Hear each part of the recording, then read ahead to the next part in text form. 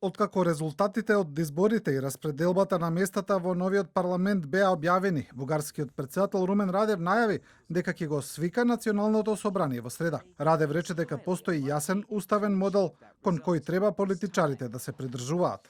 Народното собрание Пратеничките групи мора да се формираат.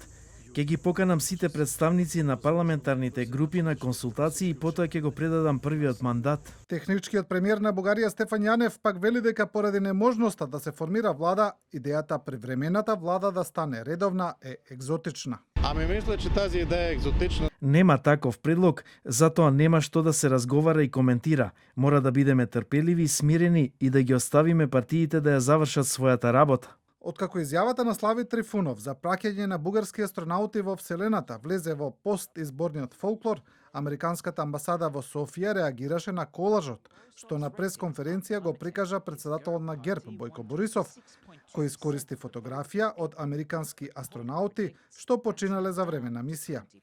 Директорката на Софиското биро на Европскиот совет за надворешна политика Весела Чернева вели дека новиот парламент може да ја ревидира својата рамковна позиција и да даде зелено светло за почеток на преговорите за Македонија пред крајот на оваа година.